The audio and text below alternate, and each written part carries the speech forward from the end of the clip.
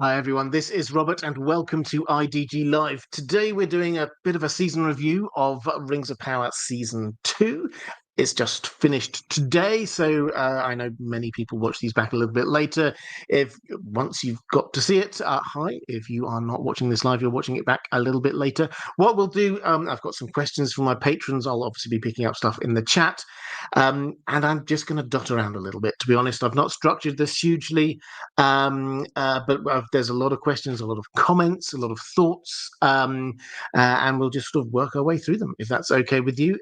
But let's start with a question from one of my patrons, Gina Z, saying, what is your overall view, or asking, what is your overall view of how the elves have been portrayed in the Rings of Power?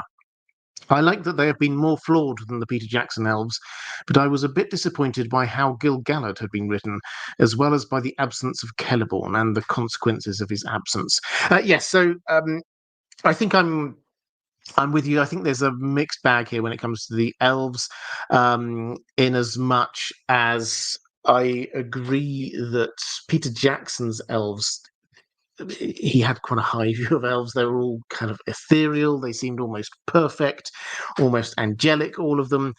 That's not, although that came across very well in the films, that's not a particularly Tolkienian way of looking at elves. Elves, particularly the further back in time you go, first age elves were not angelic. They were not good. They were not perfect. Some of them were good, but they were certainly not perfect.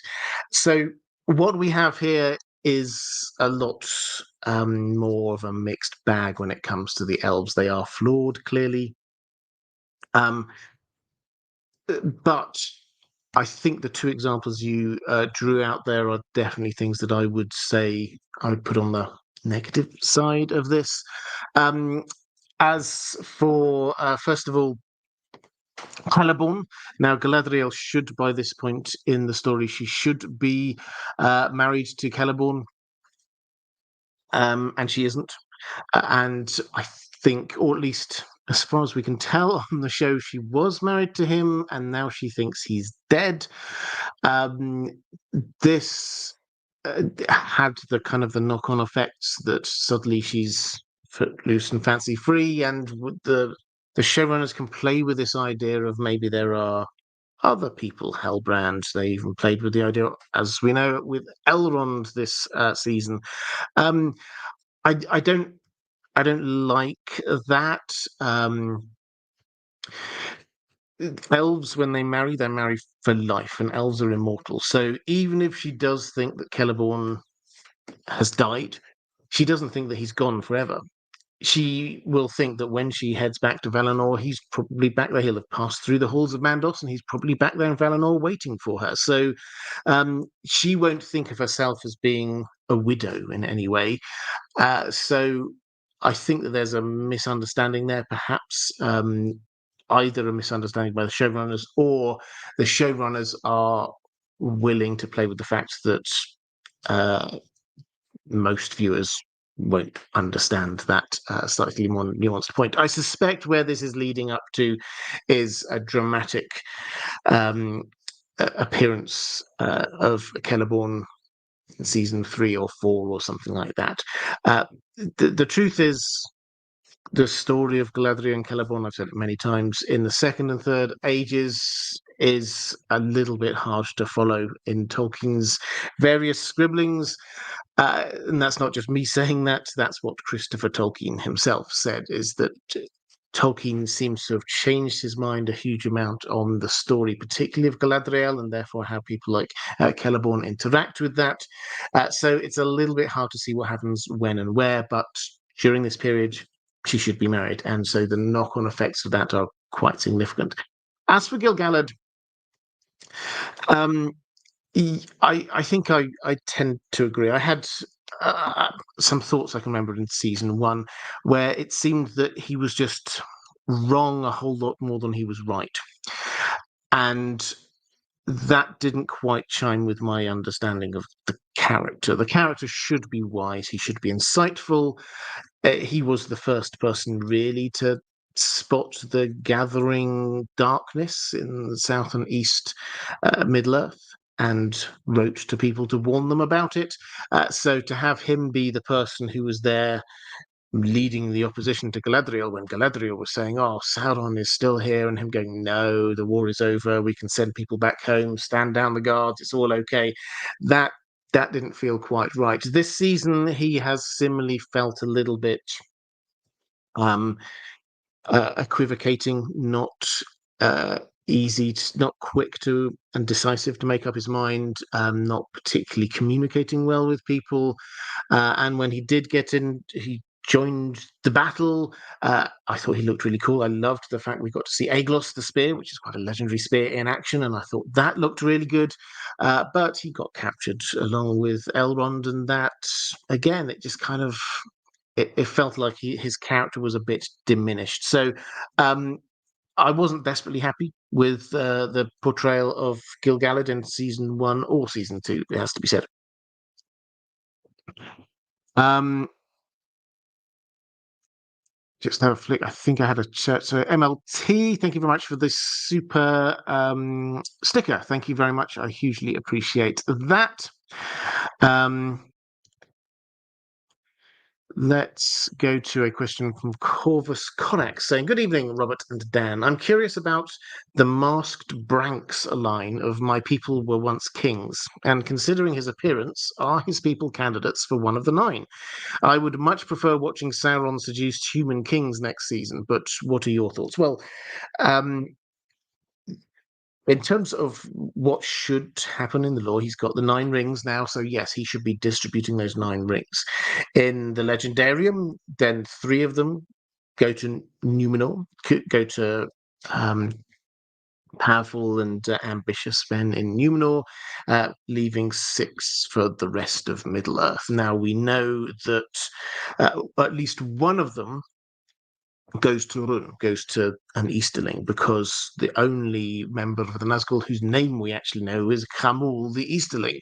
And so presumably we should be keeping an eye out for an Easterling. Now, they went across to Rune, the stranger, and the 2 Harfoots, and they haven't really met many characters, it has to be said. So I was looking out to see who we might see in there who might potentially be Khamul. Um, Given the fact we do get this throwaway line that my family come from a line of kings, then I think that we could probably say, yes, that's probably where they're going to go with this. So um, it looks like he got killed by the Dark Wizard, but certainly there are others in his family. So I imagine we will see one of those becoming Khamul. As for the what we might see Sauron do, I mean, it's all speculation for what might happen next year, but Sauron has hold of these 9 rings. So yeah, I would expect that we would or should see him go and distribute these in some way. What they've done on the show, though, is they've already delegated part of that distribution in the Dwarven Rings. The Dwarven Rings he should be distributing, but they've all gone to the dwarves of Khazad-dûm, who are presumably then going to be distributing them. So perhaps we're going to see something similar. Perhaps he will hand them out to people and they will hand them out to others, rather than him individually seducing and tempting humans and giving them rings of power. Let's go to Antonio Pazzetta. Before he played the Discord, what was Morgoth's original job or role as a Valar? Well, this is an interesting question. So Morgoth, the original, I say the original big bad, he kind of underplays him a little bit. He's the Satan figure in Tolkien's Legendarium. He's there right at the beginning of time and is created and is the most powerful of all of the Ainur, these first beings created by Eru. And at the creation of Arda, Middle Earth, through song, the Ainur, these magical, mystical beings, all sang that sort of basically sang it into existence.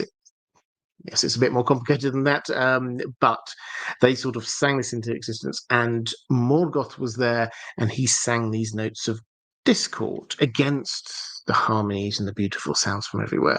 Um, Obviously, Eru stopped him, and when it sort of came round, he sort of said, "Actually, you know what? That's all part of my plan too. These notes of discord are part of the wider plan that I have." Um, but he then fell when the way into Ardor was opened. He went down as well as the Valar, who we know about, as well as the Maiar. He fell, and that's why he then becomes the big opponent in all of the Legendarium. What role he had before the music of the Ainur, it's probably worth saying he didn't specifically have a role. As far as we can tell, none of them specifically had roles. They didn't have particular jobs. It's actually written quite. Um, it's gone through quite quickly. Now, if you're talking about in terms of the way that when we get to the Valar and we get descriptions of them, they all have slightly different emphases. Like Ulmo, obviously, is the Lord of the Waters, etc. Um, then Manwë, as a good example, did not. He was sort of the lord of the Valar, the chief Valar, and Morgoth was kind of like that. He was basically the brother of Manwë. So whereas the Valar that we know, they all had insights into individual parts of Uru's mind and plans. Manwë had this kind of overview, and that's the same kind of feel that we've got here for Morgoth. He wasn't a specialist in a particular area. He had this big overview. And his power originally was the greatest out of all. In fact, there's one bit that suggests that perhaps his power was equal to or greater than all of the Valar put together.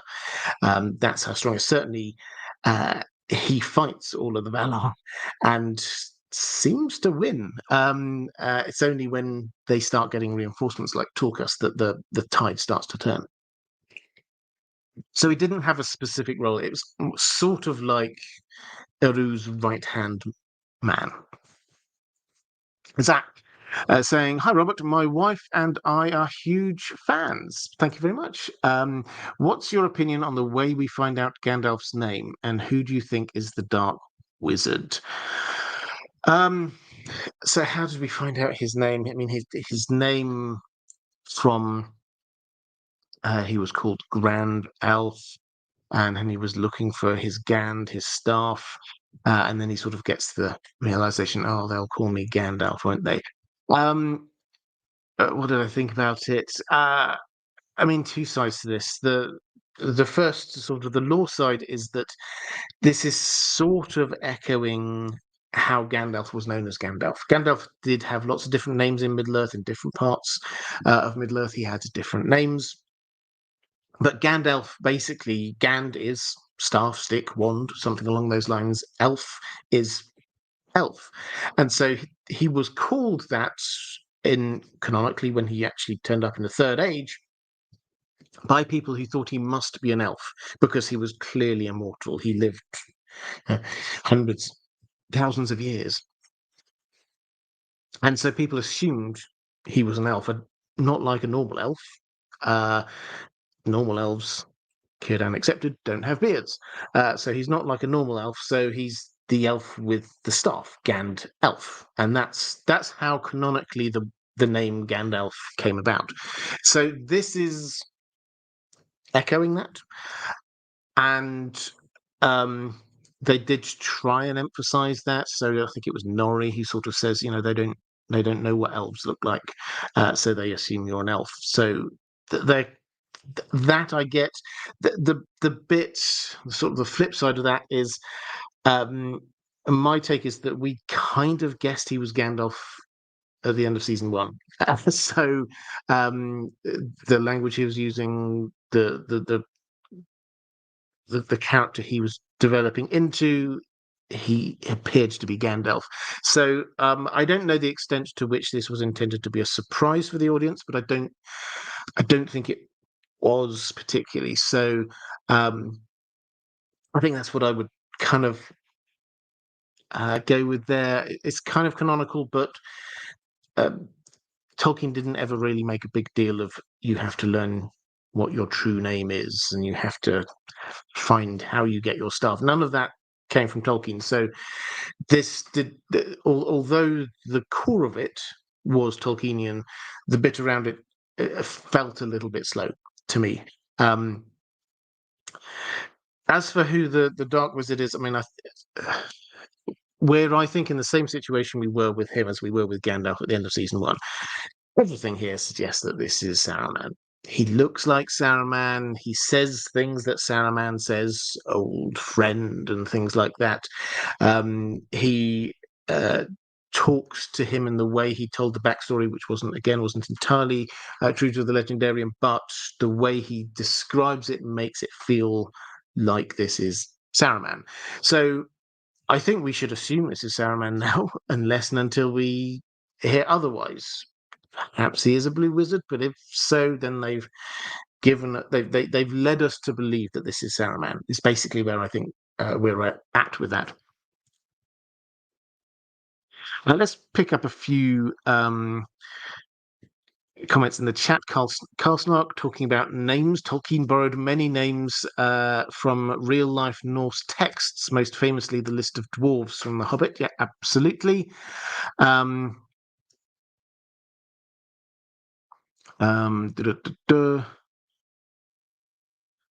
Carl Snark saying staff elf, but that makes him sound like he's just some random dude at the office. Yeah, maybe. Hermione asking what I thought of the writing or dialogue in this episode. I personally did not like it. The actors crushed it in spite of that, though. Yeah, I mean, I found it quite catchy. I mean, it's a lot of the way that I felt the dialogue has worked through the show as a whole. I like some bits. So, for example, and we will come on to this, I'm sure, the Anatar Celebrimbor dialogue, I think, really worked well. I liked how they interacted. I liked where they took that to. I thought that was really good. I thought some of the dialogue, so for example, a wizard does not find his staff. A staff finds it finds him, or whatever the line was just like we all knew what the end of that line was going to be. It just felt a little bit laboured.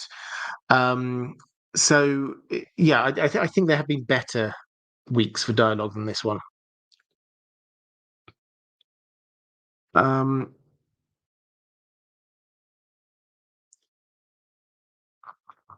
and Corvus Art, does Saruman have multiple names like Gandalf? Yes, absolutely. We just know a lot more about Gandalf's because obviously he's the more central character.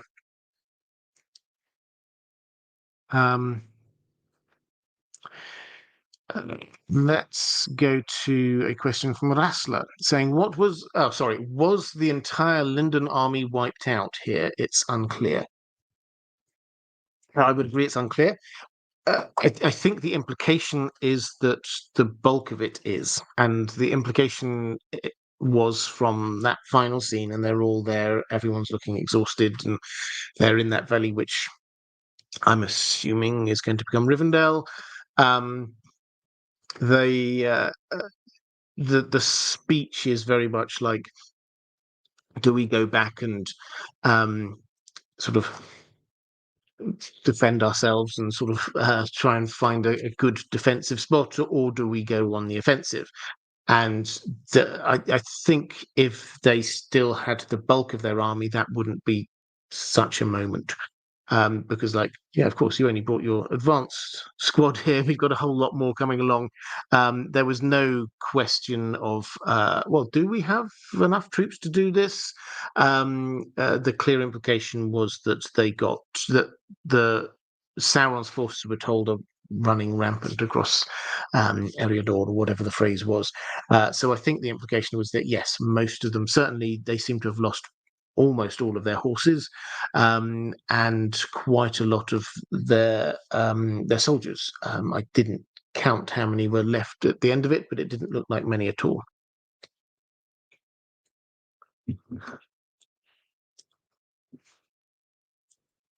Um, let's go to Larissa saying that was the one chose the wizard Harry Potter moment. Yes, that I was.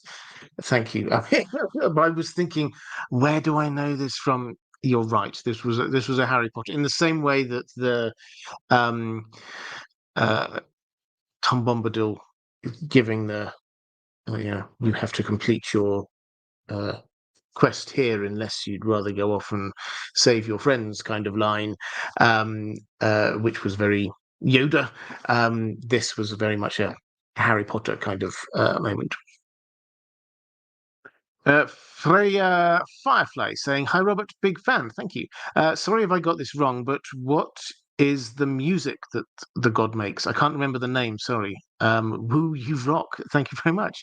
Sorry, the music. If you're talking about the music that the god makes, if we're talking about, so this is the music of the Aina, which um, I don't know if I've done a whole video on that one before. If I haven't, I will do one. But basically, this is the creation, I'll call it the creation myth. It's the sort of the in-world understanding of how things were created.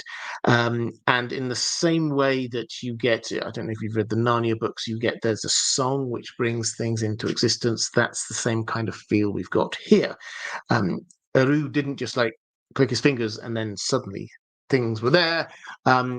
He got the Aina, who the Aina are basically the Valar and the Maiar, like all of the big angelic beings, and they sang into existence on his. He was kind of like conducting, and they're singing this song, the music, which is bringing Arda into life. Now, there's an extra element to this, which is he actually was doing the bringing it into life, and so he does that. He was just like showing them what this was, rather than them actually doing the creating, because only he could do the creating. But the myth is that it is the music of the Ainur which was bringing forth the creation, and that is a part of the way that Tolkien's world as a whole. If you read through the books, you find so many songs and so much music going through it, and characters like Tom Bombadil, who are clearly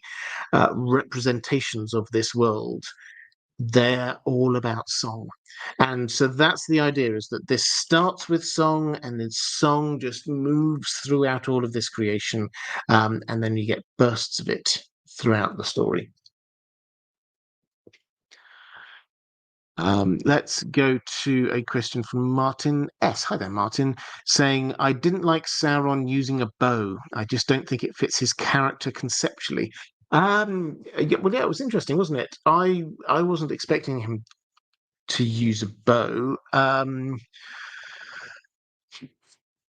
I think I didn't mind it, because it didn't feel like this was a thing that this wasn't like him with his favorite weapon. It felt like something he just kind of picked up, and he's absent-mindedly torturing Celebrimbor. That's the feel I got. And after he fired his last shot, he just kind of dropped the bow. So I didn't mind it myself. I don't think we would ever see him go into combat with a bow. That's not really his style. I would absolutely agree. But just for that moment, what they were building towards was, it's not exactly how it happened in the books. It's quite grim what happens to Celebrimbor in the books. He kind of gets hoisted up and used as a banner in the front of Sauron's army. And so this was the kind of nod towards that. And so at the end, when he kind of gets lifted up and the arrow sticking out of him, that's the same kind of visual image. So that's what they were trying to do. And as a part of that, having Sauron just sort of, it felt almost boom, absent-mindedly doing it, but being unconsciously competent at it. So that was okay for me, anyway. Andrew K saying Sauron and Celebrimbor, the whole season arc was well done and fitting, to be honest, considering I believe canonically that situation went on for a few centuries. It did. So in the books, this was 300 years that Anatar was there, which adds, incidentally, just another layer to this. How on earth can you believe that, you know, that wasn't Sauron? How can you not notice you're getting manipulated? It if somebody's hanging around with you for 300 years, after 300 years, you kind of feel you've got to know someone. So this was a long period of time that he was there. The creation of the rings was not just like this hurried thing. It was a long, slow process, very deliberate. But although so much of that was changed, the um, the order in which the rings were made, how they're made. We're not told huge details about how they're made, but pretty much how they're made, how they're distributed, who was involved and when. All of this kind of stuff, what they're made out of as well. Yeah, all of this kind of stuff was not in the Legendarium, but I felt that dynamic worked. That showed me even the dynamic. I think that it's not this. It doesn't match up because it didn't take place over 300 years on the show, but that felt like how Sauron, if Sauron had that short period of time as Anatar, how he would take over and manipulate that situation and how Celebrimbor would respond. So that felt good to me. That felt right. So I liked that. Um, it was always going to be quite tough taking these things that take place over hundreds, thousands of years and kind of squashing them in. Another thing where they're facing these issues is with Numenor, and we'll have to see how this works in future seasons. But in Numenor, the fall from being very pro elf, pro Valar, upright and faithful, to a place where the faithful are being hounded out, the Elvish languages are banned, all of the stuff that we're starting to see happen, that took place over centuries, millennia even. So it was a really long, slow slide. So what we're seeing on the show is this completely condensed and squashed in. And we haven't yet seen the implications of what that means and how they're playing. I mean, I thought that bit worked okay, but not quite as well as the Anatar Celebrimbor bits. But actually, I'm quite interested. What was your favorite bit of the season? If you had to just like, I mean, I've said from about episode 4 or something, I felt that Anatar Celebrimbor was the standout bit. But I would be fascinated if you're watching this live in the chat. Just drop in, the names of the characters or storylines that you thought were the standout bits. I would be fascinated to know whether the impression I've got is for most people they feel it's the Anatar Celebrimbor, but if there's something else, I would love to hear. Maura Lee saying, what are your thoughts as a whole? What were your favorite characters, and did any scenes especially stand out for you? And she enjoyed the scene with Elendil getting the sword Narsil, which obviously is going to be very important later, and the scene between Tom Bombadil and Gandalf. And Maura Lee also knew that Sauron would have Adar killed, but was sad at his death. Yeah, let's just take a moment to talk about Adar. Of all the new characters that were introduced here, the non-canonical characters, as it were, I liked Adar the most. Not just because I think both actors who portrayed Adar, I think, did a fantastic job,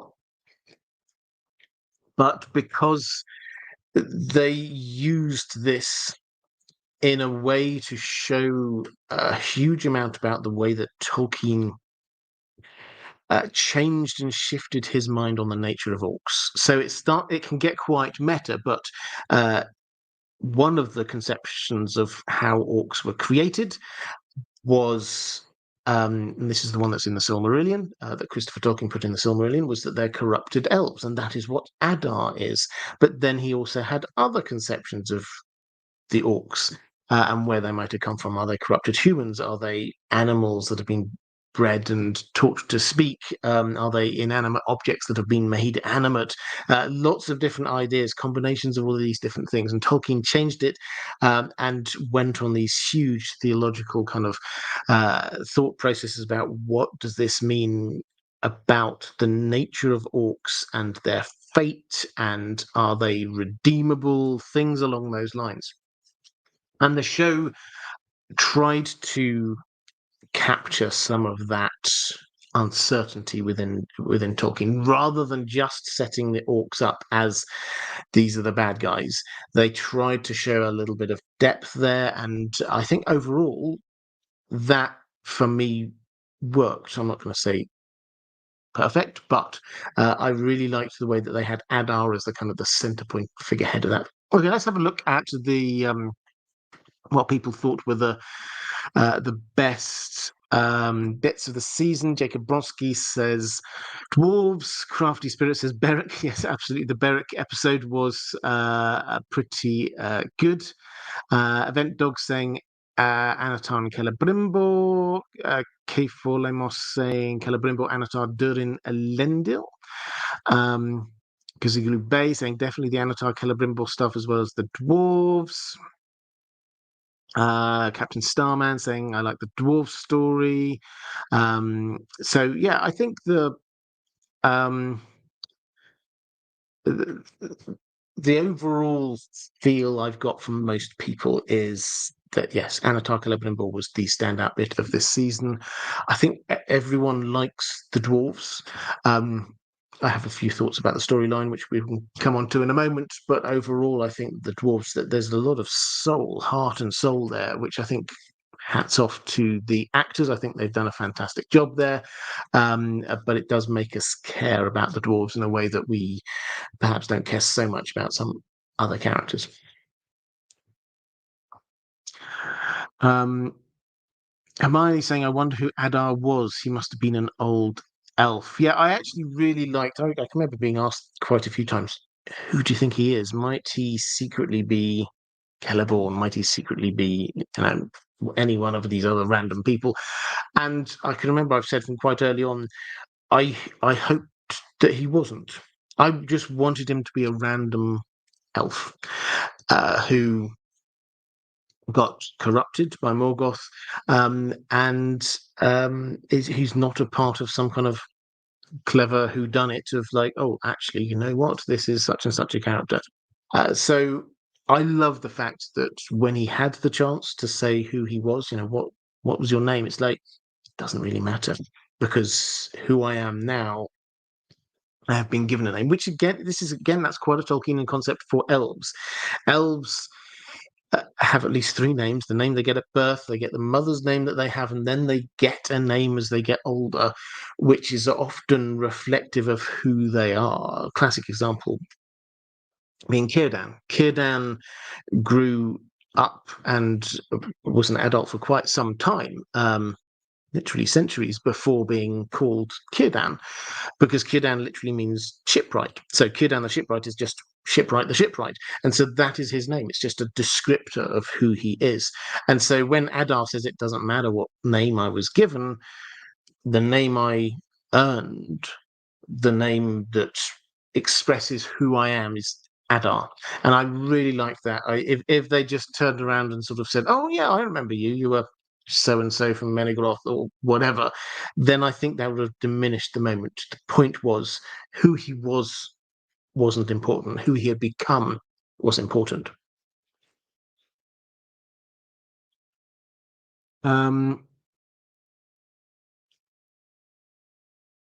Let's go to a question from Amara Lee, actually saying, or asking, what story plots and character arcs do you think should be in season 3 or season 4? What needs to happen in order to end with the Last Alliance in season 5?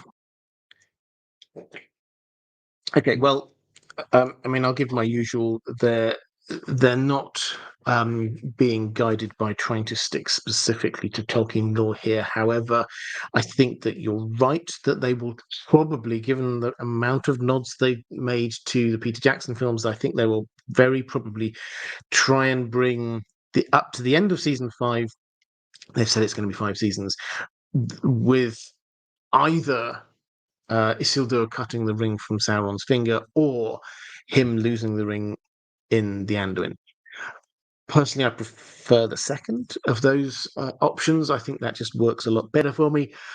Um, as for what should happen um, next season, season 4, I mean, what I hope is that season uh, 3 is about the distribution of the rings and the establishment and growth and strength of Sauron, and then his pushback to Mordor. I have a feeling that they may squash timelines quite a bit, and then have um, our Pharazôn and the Númenóreans capture Sauron at the end of season 3. After the rings have been distributed, so they're out there, and Sauron then looks like he's been captured, and is he as much a prisoner as he appears to be? And then season 4 is him working his way into the good graces of Pharazôn and the inevitable fall and destruction of Numenor, leaving. Sorry, that's season 4. Season 5, therefore, with everything that follows on from that, the establishment of the kingdoms, Sauron returning as a threat to the creation of the Last Alliance. That, I think, kind of fits. That's probably the best kind of pace to be going through all of this, which means that season 3 should be when we're seeing who are going to become the Nazgûl, and perhaps by the end of it they will actually become the Nazgûl.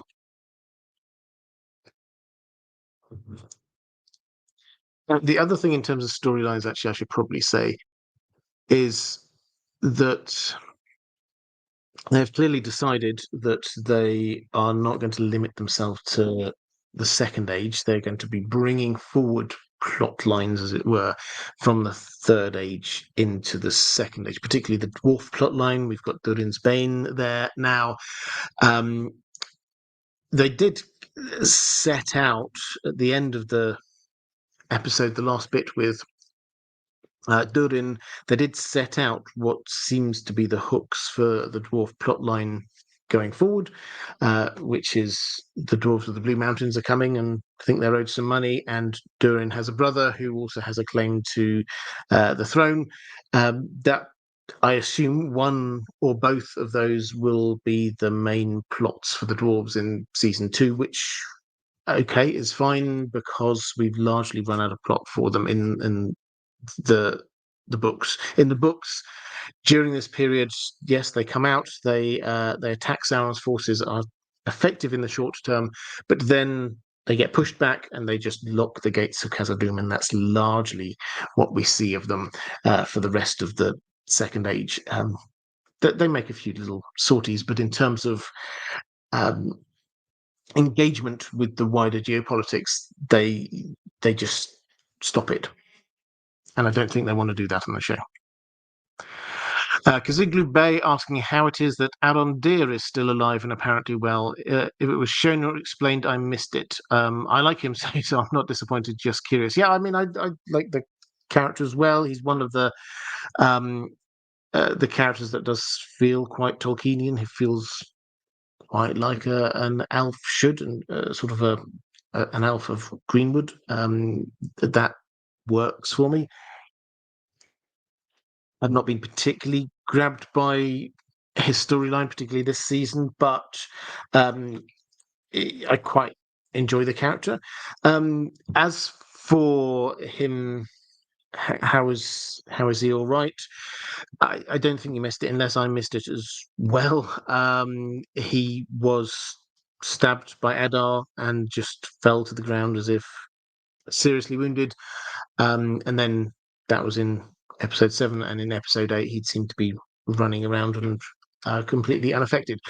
So either that was just something lost in the edit, which does sometimes happen, or we just have to hand away from it and say that it didn't actually hit any vital organs. He got stabbed, but the armor helps, or something along those lines. The short answer is I don't think they explained it.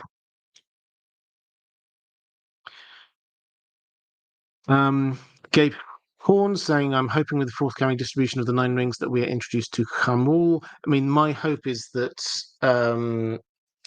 one of the ways in which the Stranger plotline might tie in with the wider plotline, given that he's currently in Rune and seems to be staying there for the time being, he certainly didn't want to go off traveling with the proto-hobbits, then if Sauron picks somebody in a Lord of the Easterlings to have a ring, then we could suddenly get Gandalf involved in all of this.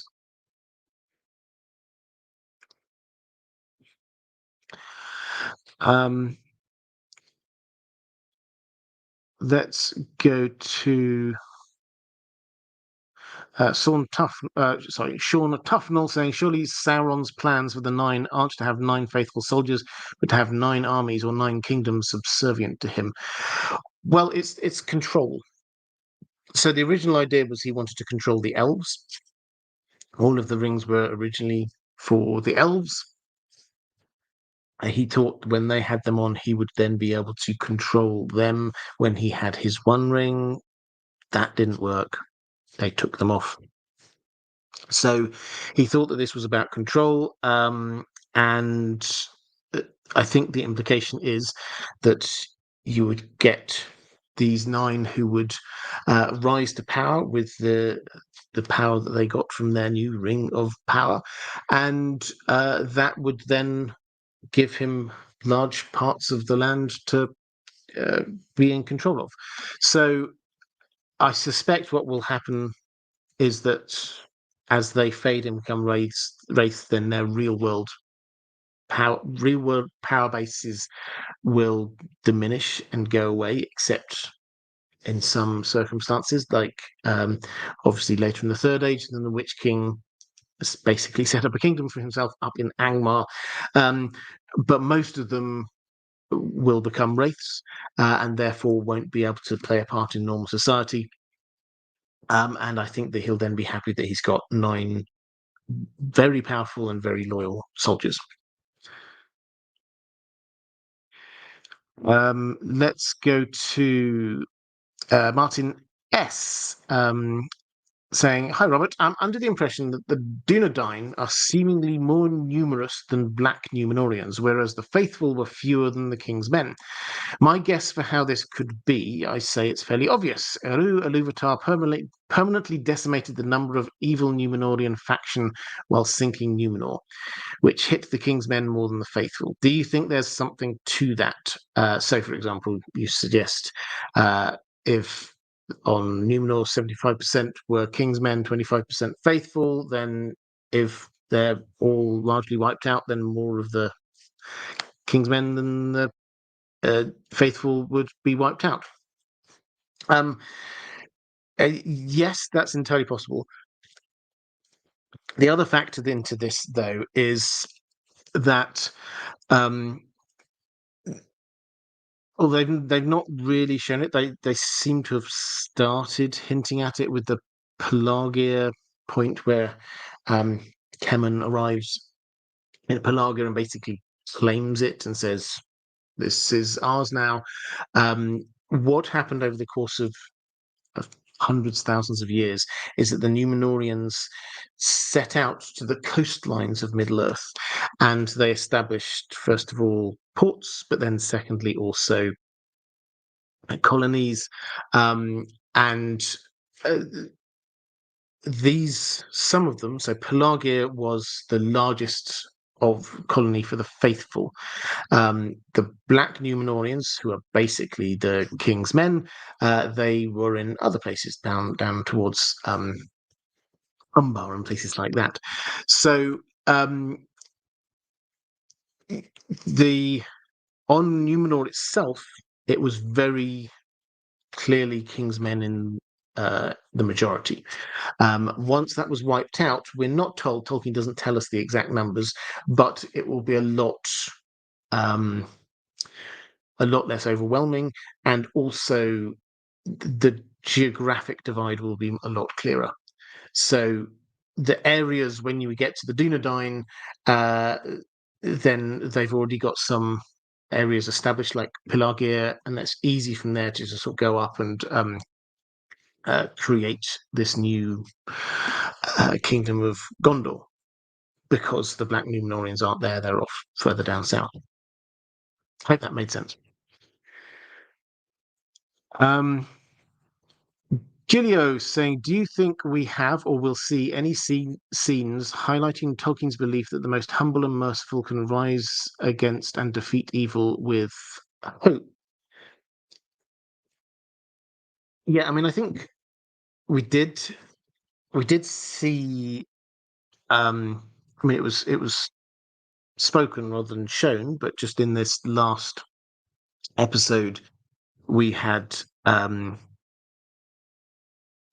Saruman, the Black Wizard, saying uh, that Sauron will not be defeated by pity, and that's clearly wrong. We know this, so we, the audience, should be thinking to ourselves, that's exactly what does. It was Bilbo's pity that saved or stayed his hand so he didn't kill um, Gollum. It was Frodo's pity that carried that on. Fundamentally, he held that for a while, but Sam's pity as well, which didn't kill Gollum, and Gollum surviving to the end was obviously essential. So the pity of the smaller folk and the mercy of the humble was kind of name checked there. This isn't. It has to be said, as big a theme in the Second Age as it is in the Third Age story, the Lord of the Rings story itself, where that is clearly a massive theme. But when you're looking at what worked, how the great victories happen in the Second Age, it's more a matter of armies and individual heroism. Isildur does a number of really heroic things, for example. So it's not so much the humble. We don't hear from any hobbits or the like. It's just a matter of the elves didn't have a very strong army, so Sauron's army pushed them back, and then the Númenóreans had a strong army, so they pushed Sauron's army back, and then Sauron, years later, he kind of like surrendered because he thought that the Númenóreans, or they appeared incredibly strong. So the Second Age has a lot less of that kind of weakness and humility and pity, other things that win the day. It doesn't mean it's not there, but I think we will see it less often than we would in the Third Age.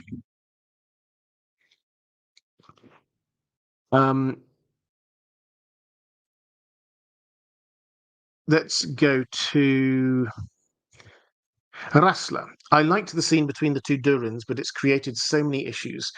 Are we to believe that the Balrog is now just waiting because a minor rock slide occurred, and that the dwarves are going to just go about their business unconcerned that the Balrog is just chilling on the other side of the wall? And now they know it's there. If they finally release it, they can't say it was by accident. Yeah, I think this is entirely fair. I did say that there were some concerns I had with the dwarf plotline. It didn't quite work for me. And this is one of the big elements, was that we saw the Balrog, this huge, massively powerful, ancient, evil beast who is there, seemingly not that far away from where the dwarves were mining. We didn't get the impression wasn't that Durin went somewhere particularly obscure to do his mining and try and bash a hole through that wall. He did bash a hole through that wall, and then he found the Mithril and the Balrog. So he jumps off the cliff to fight the Balrog, and Durin Jr. kind of gets pulled back, and after that, the Balrog doesn't get mentioned at all.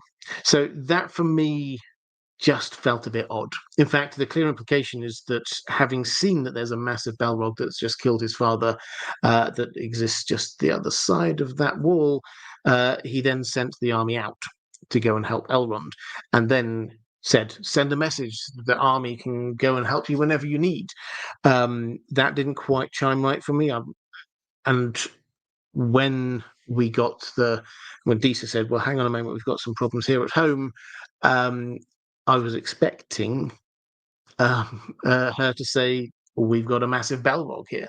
What are we going to do about that?" But she didn't. She just talked about the dwarves from the Blue Mountains think that you owe them some money, and and then Navi says, "Oh, and your brother has put in a claim to the throne as well." So they kind of glossed over the Balrog. I hope they come back to it. I hope that was just an editing thing, because what they showed us looked as though they saw that they were right. There is a massive, scary, big Balrog just there, and then they ignored it, which didn't feel right. Martin S. My patron question, that was the one I was just answering, was focused on Tolkien's canon rather than the Rings of Power. I believe the downfall of Numenor disproportionately hit the King's Men. Yes, I agree. I was answering it on that basis. The downfall of Numenor did disproportionately hit the King's Men. That's the point I was hoping to make, is that there were faithful not on Numenor. That obviously the ones we escape, we focus in on the ones who escape with Elendil and Isildur on their boats, but there were already some on the mainland, as well as some Black Numenorians. Hermione saying, "A small token of thanks." Well, thank you very much to you, Robert, and of course the mods and everyone in the chat. Also, how is Dan today? Dan has been very well. Thank you very much. Yes, he's a happy doggle. In terms of the mods, thank you. That was what I was going to do. Thank you very much for reminding me. If you are watching this live in the chat, could you just show the mods a little bit of love? They do a fantastic job. I genuinely think that I couldn't wish for better moderators. They do amazing work keeping the chat a healthy, uplifting place that's open for people to discuss things that they enjoy. So please do show the moderators a bit of love. And while I'm doing my thanks, patrons, thank you. I always say it, I can't do what I do without your support, so I hugely appreciate it. Thank you very much. If you do want to support the channel, the best way to do that is, there's probably a link down there somewhere, is to join over on Patreon. Charis Ballerina, picking up a question for Hermione. Thank you very much. I love it when people do this, saying, Sauron was holding Feanor's hammer near the end. Is the hammer important later on? Does or will he use it to craft the one? It's not given great weight in Tolkien's Legendarium. Feanor himself and his skills, rather than he had a particularly impressive hammer. But they made a very nice prop of it, and it would not surprise me at all if Sauron nabs it and takes it with him to go and forge the One Ring. So presumably, in terms of when I was talking about what needs to happen, presumably, I didn't even talk about the One Ring. Presumably, this coming season, season 3, will see the forging of the One Ring, unless they've again moved the timelines around and done things in a different order. But the implication has to be that he's now going to go back to Mordor and forge the One Ring. And yes, it would kind of make sense if he takes that hammer, which did look kind of cool.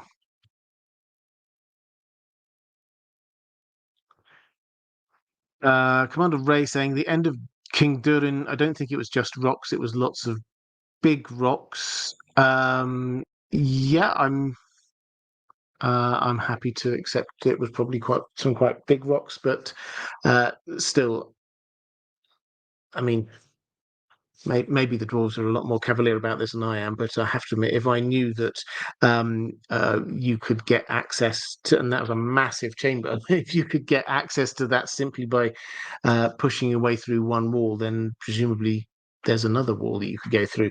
It felt a little bit too close for my own comfort.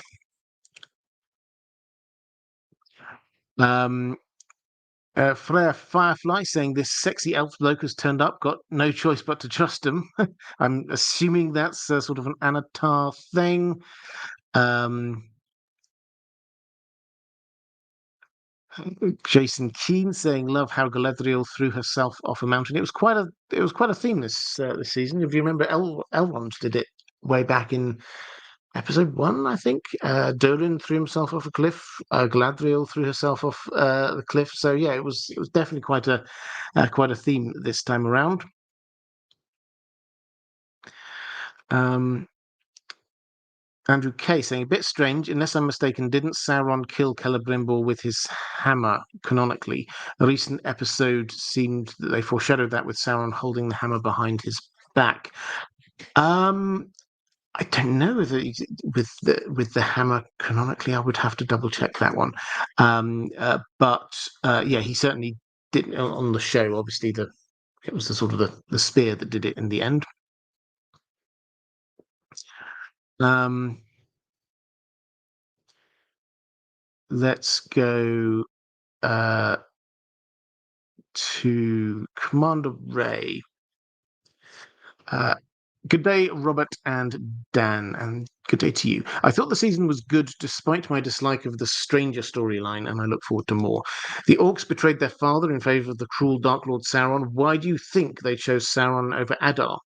And what changes will come to the legions of Mordor now Sauron is in charge? Better armour and weapons, I hope. Yeah, yes, probably better armour and weapons. The way that they were trying to show this on the show, I think, was that Adar had been there and had been their father figure and had said that he loved them and was looking after them and had made their home for them and had said that he dealt with Sauron and that was all right. They didn't have to worry about Sauron anymore. And then suddenly he said, actually, I think Sauron's back and we need to deal with him. Come on, everyone, let's leave our nice, lovely home and let's tromp off hundreds of miles to go and try and attack him. And then when he got there, the tactics he used because he was in such a rush led to large amounts of orc casualties, which made them doubt whether he really did care about them. After all, he's just using them for cannon fodder, basically. And as a result of that, that's why they then turned on him. So that's, I think, what they were trying to show happened on the TV show. It did, and also you may note a couple of the sort of the main characters did also play a little part in that, in perhaps unintentionally. Elrond, when he was there with Adar, he sort of the question to I can't remember the exact context, but he was basically saying, "Are you all right with that?" to the orcs when Adar was saying, "And we'll just go and throw lots of orcs and take on the city." Elrond, perhaps he'd picked up on some kind of vibe somewhere. He was just asking them, "Are you okay with that?" So the implication was that this shouldn't have been a sudden turn. This was something which had been building quite some time. In terms of what changes will happen now, well, Sauron will rule by fear and control rather than Adar seemed to try to lead by, I mean, he would see it as love and inspiration. It wasn't quite like that, but that I suspect was how he would see it. So there will be a shift. There will be a change in how the orcs won't be there all saying, "Oh, I thought you loved us." They will know that Sauron doesn't love them, which I think they showed quite well with him just randomly killing that orc who came to him to start to say. He started saying the exact same thing that people, the orcs have been coming up to Adar and saying, "Are you sure we should do this? The lots of orcs will die." And he starts to say that, and Sauron just skewers him. That's the difference that's going to be happening. He's just not going to take any back chat. They have to do what he wants.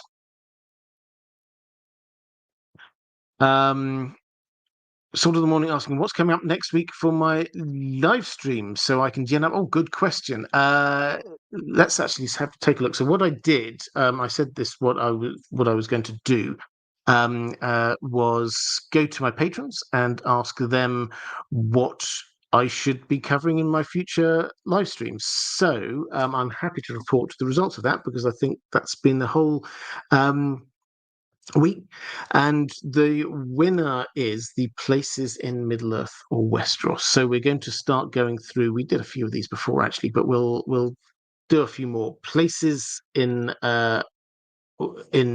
Westeros. We were working our way through. I probably, where shall I go? We definitely did the Westlands. We've done the Riverlands. We did the Vale of Arryn. Probably it's the turn of the Iron Islands now. So we'll do the Iron Islands. We were doing sort of minor houses, but we can focus in on that and sort of the geography. And then we'll go to places in Middle Earth. So we might look at, say, Rivendell, or we might look at Gondor and Minas Tirith or something like that. So that's the plan. I haven't decided exactly which one I'm going to do first, but I will let people know nearer the time. Let's go to so Commander Ray also saying the dwarf storyline. I think they managed to wrap up the Balrog well enough and even redeem King Durin, who went out like a true dwarf king. What do you think of his ending, and in particular the future of the Dwarven Rings? So I mean, I spoke a little bit about his ending already. I didn't quite understand.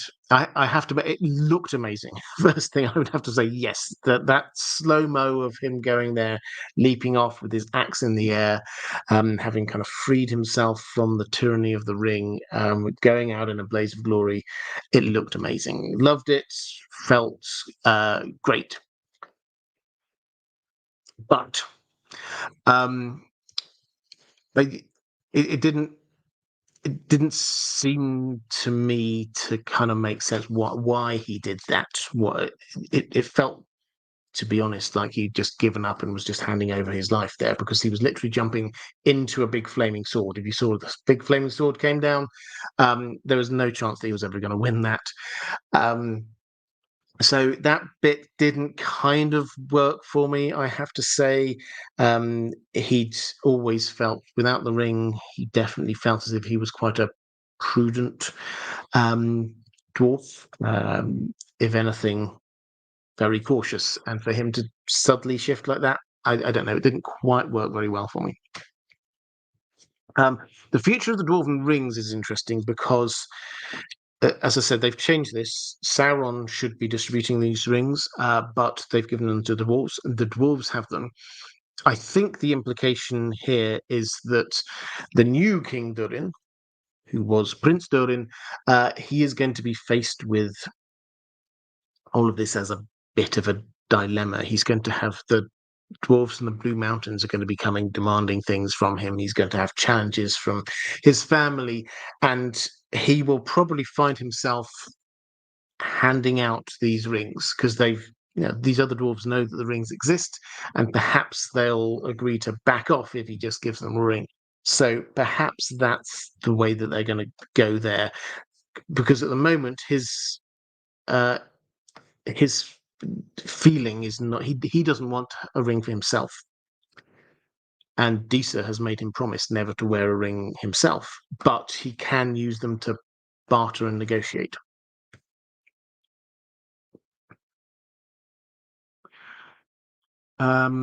Let's go to what else have we got in. Commander Ray saying it wasn't smart, but if he didn't do it, then his son would have died with him.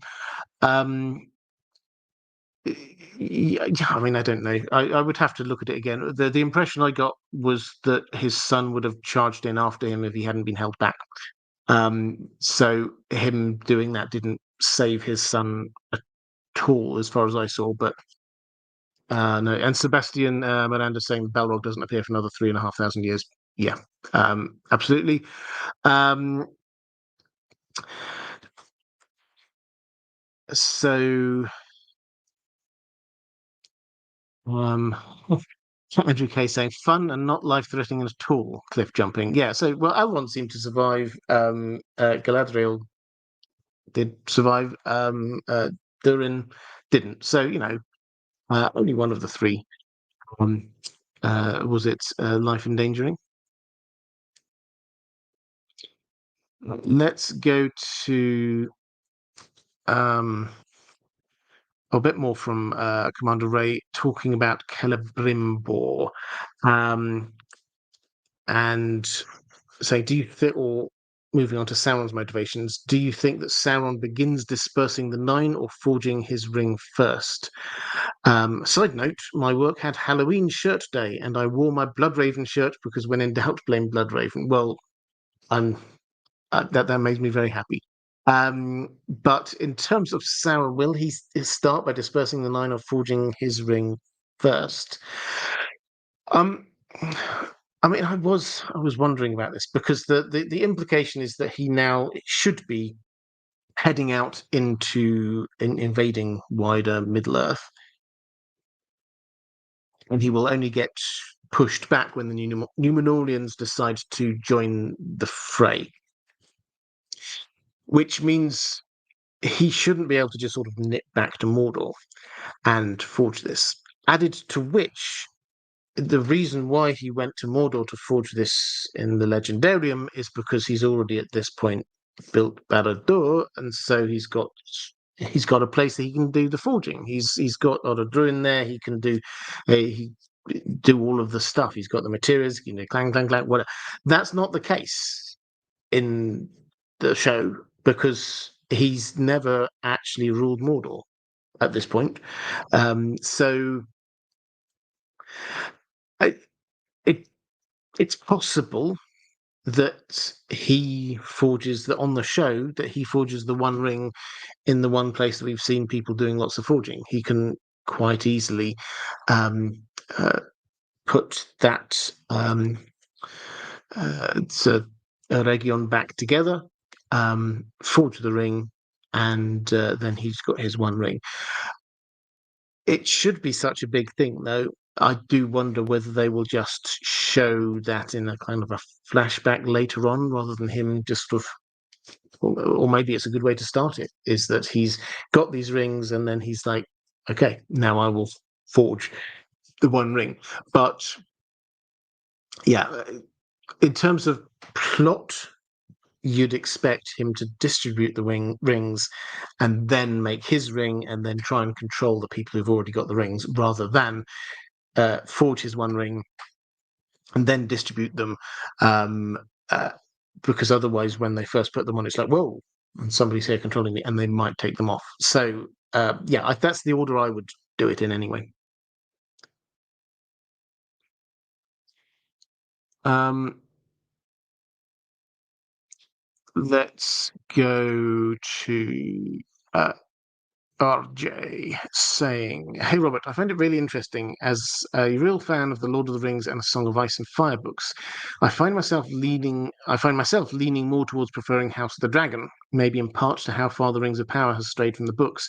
Both my parents, however, who love TV shows but aren't as geeky, agreed that they enjoyed the Rings of Power more. Do you think it's fair to say that the focus of the Rings of Power has been on creating a great fantasy TV show rather than a faithful one-to-one adaptation? And if so, would you say that they succeeded in that?" I would say that the intention from the showrunners has been much more to try and create what they view to be a good TV show rather than to create a faithful adaptation of Tolkien. Um, they could have. They made decisions to do things which were not the way that Tolkien described them. And think we have to actually. I always try and be fair on these things, but um, the fact is that um, there are a few set pieces that happen in the Second Age that, whereas they had to do something. I entirely understand the time compression thing. May or may not have been how I would have done it, but I understand it. That's a decision they had to make in order to adapt this for TV. What do you do about the fact that this is the Second Age is 3,500 years long? They had to make a decision there. They did not have to make a decision to change how the rings of power were forged, for example. They did that because they had a different way that they wanted to tell the story. So uh, I think from that, it shouldn't be at all controversial that their priority was to do what they think is a good story rather than do what the story that Tolkien wrote. Do I think they succeeded? Well, my view hasn't really changed from season one. I think season two was a step up in many ways from season one, but I think that the same kind of feeling I have, which is that it looks amazing. There are some fantastic visuals going on. I still think Khazad-dûm is astonishing. I think that's wonderful. Um, I think that I really quite liked the look of from the outside of Region and Pelagia. Actually, we saw very briefly. I quite liked that. Um, Middle Earth looks a lot like Middle Earth, and I love it. I think the music is great. Uh, but there are some elements, primarily writing related, that I think. And sorry, another thing I'd say is good. Some of the acting, Peter Mullen as King Durin, I think, has been absolutely fantastic. I think both people being Adar being fantastic. I think the dwarves as a whole have been fantastic. There are a few others in this season. I'd pick out Celebrimbor and Anatar. The actors there, the two Charlies, did fantastic work there. So there are many things to say well done and hold your hand up. But um, the writing as a whole, I still think hasn't quite reached that level.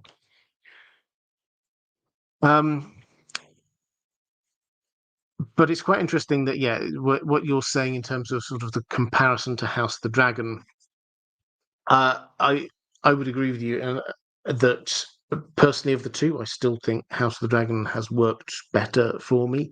I know George R. R. Martin has gone on about toxic butterflies in House of the Dragon, but you have to say, if you compare that to the approach taken in the Rings of Power, quite a lot of the Witcher, Wheel of Time, House of the Dragon has kept a lot closer to the core materials than those other adaptations, not just in terms of the plot line, but in terms of a lot of the characters and things like that. So, yeah, it's I'm not saying House of Dragon has got it all perfect by any stretch of the imagination, but I think out of those, I would agree that feels like there was more of an attempt to stick to a faithful adaptation of George R. Martin's work.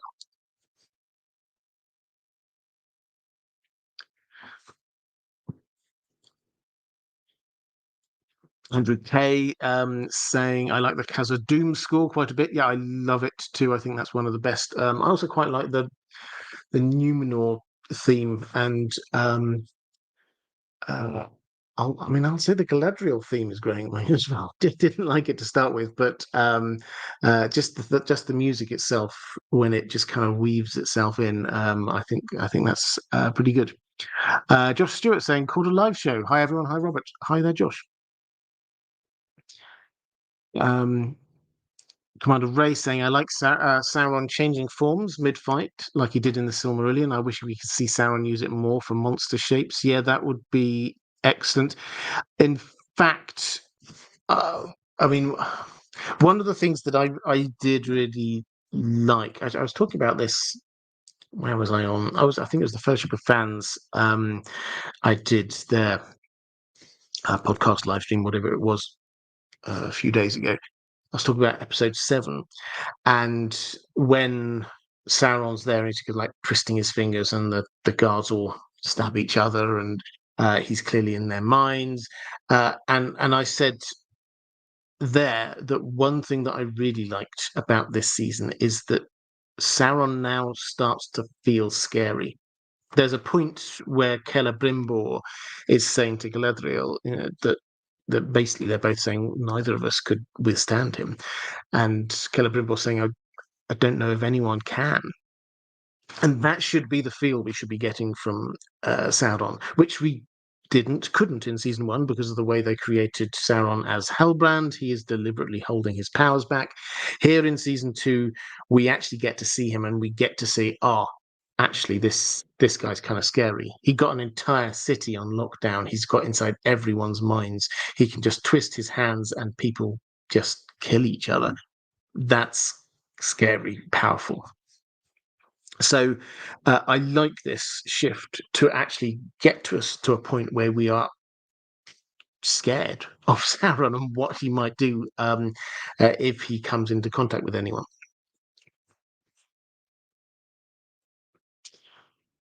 My podcast saying butterfly is Schmetterling in German, which is just funny to say. It is. It's a good word. Let's go to a question from Howland's little sister, saying, only episode 4, liking what I'm seeing, not read the books, so I know what I know from you, but just wanted to thank me. So thank you. I hugely appreciate that. Rustler, and I'm really pleased you're reading the books as well. This is, or you've not read the books, but you're enjoying the explanations of what happened in the books. Rustler saying, what are your thoughts on Gil-galad? I did talk about Gil-galad a little bit ago, but let's talk up here. I think the actor does a good job with what he's given, but Gil-galad is not coming across as impressive as he should. I think that kind of sums it up for me. There's no shade on the actor. I think the actor has been, he's clearly been told what to do, and I think he's doing it very well. And I think he actually looks kind of like I imagine Gil-galad. And he does have this kind of imposing presence as well. So I like all of that element. But yes, the writing of Gil-galad as a whole has not really. He's always been reacting to things rather than making a decision. He's reacting to the fact that the leaves are falling. Season 1, the leaves are falling and things look like they're starting to go wrong, rather than proactively realizing that there's a shadow starting to creep back into Middle Earth. He's reacting to the creation of the 3 rings, rather than proactively going out and doing anything. He's trying to decide where he should be taking his army, and he's reacting to these other things rather than him saying, what we definitely need to be doing is going off here. It's very much a kind of a reaction rather than him being in the lead as the king should be. So it's, for me, I think he looks great. I think he's quite imposing, but the writing of the character has fallen a little short of making him feel kingly to me.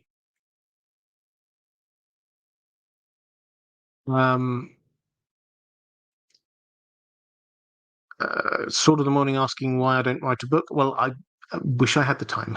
that would be a fun thing. Carl Kosnock saying, talk still more etymology. Love this. No one is actually sure where butterfly comes from in English. They don't actually hunt butter like I do, but the name is still quite consistent, an etymological oddity. I like that. Thank you. Keep that coming.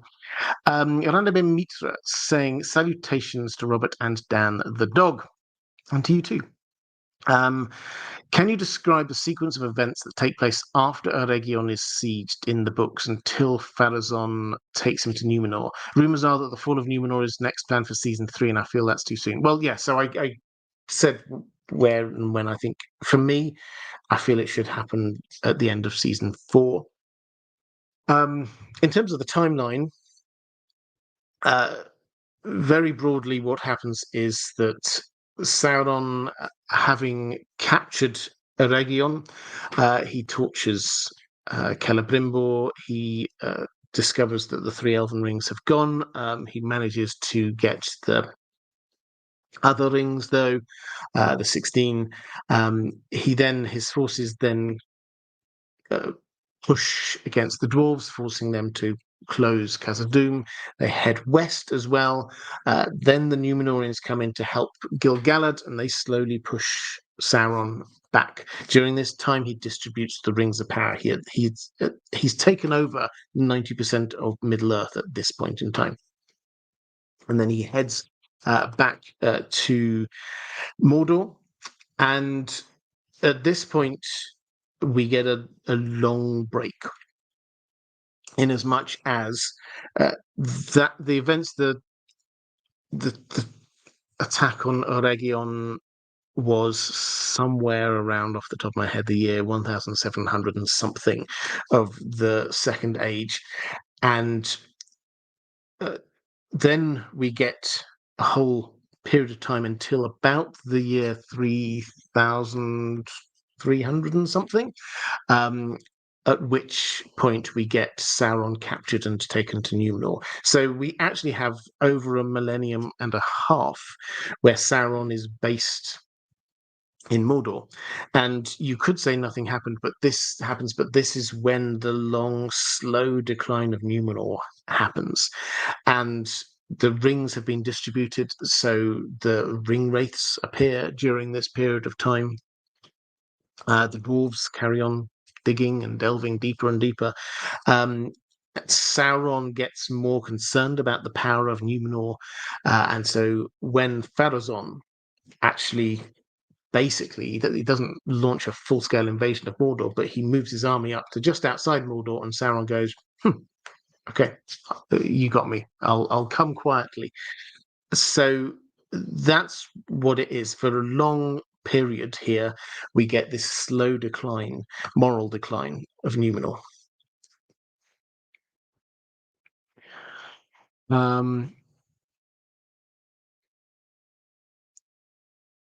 Clark's saying both Quinn's ideas and Tony Teflon have written original works of both OG, A Song of Ice and content creators. Support them both. So has Smokescreen, incidentally, if one, and many others have. So yeah, writing books does seem to be quite a thing for content creators.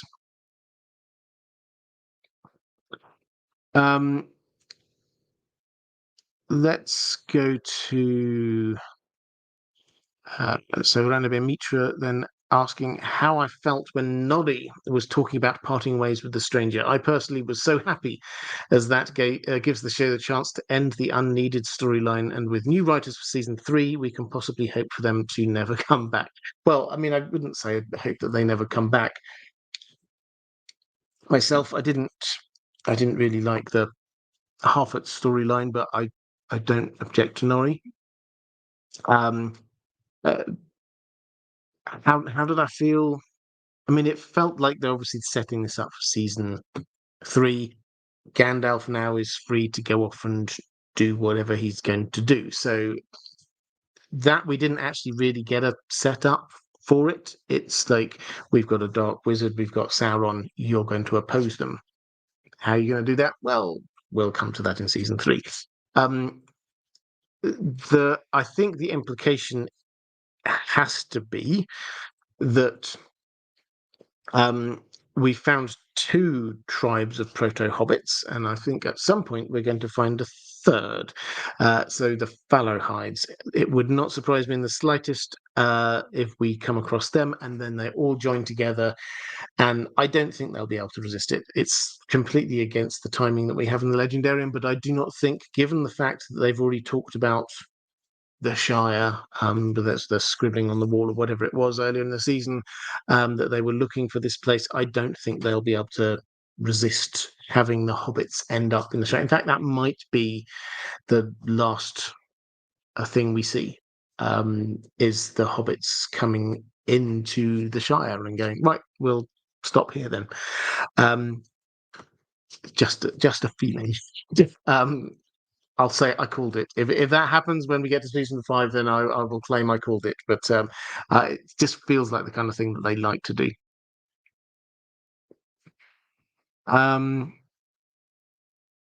Andrew Kay saying the show could have done without the Harford and Stranger arcs, perhaps give that its own mini-series and tie them together later.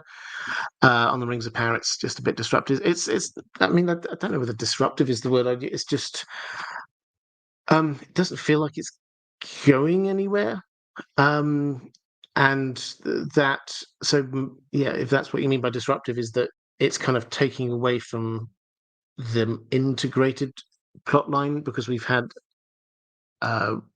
16 episodes now with no interaction with the main plotline. So I don't think there was enough there in those 16 episodes to justify its own bit of story. I think what they will need to do in season 3 is to show us, in joining into the main story, however they do that, show us that journey was worth it.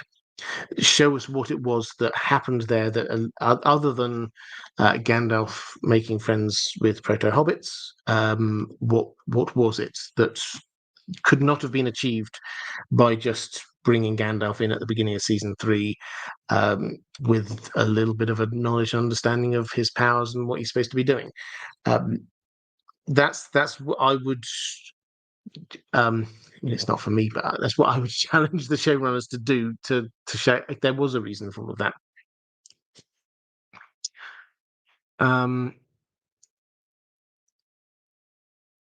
Commander Ray saying, I don't think even Sauron knows about the wizards. He on the show? No, he might not. He might not.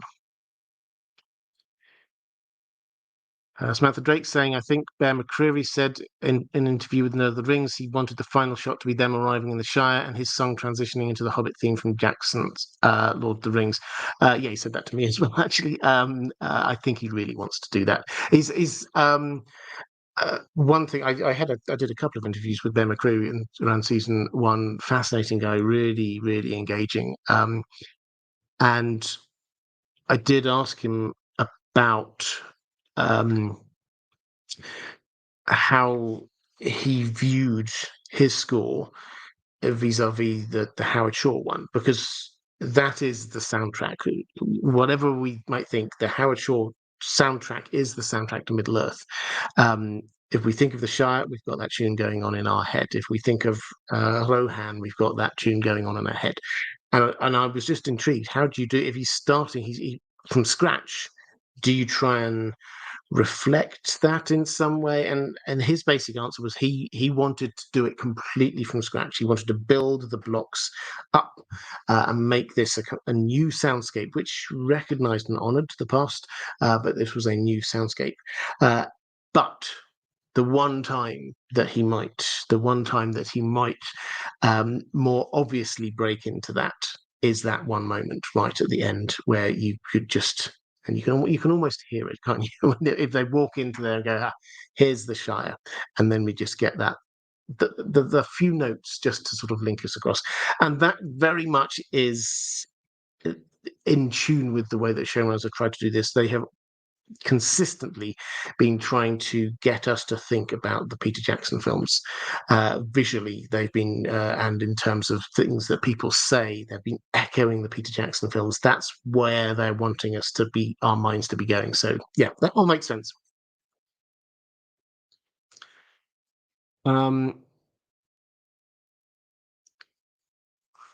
Let's go to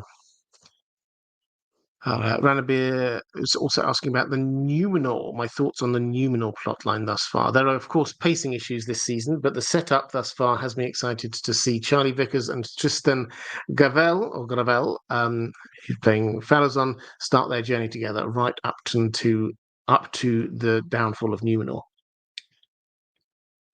Well, I want him to establish Mordor first. I want him to establish Barad-dûr. I want him to forge the Rings of Power. I want him to be distributing the rings before he gets to Numenor. So I think for me, there's at least a season more of Sauron doing Sauron stuff in the Second Age before he goes back to Numenor.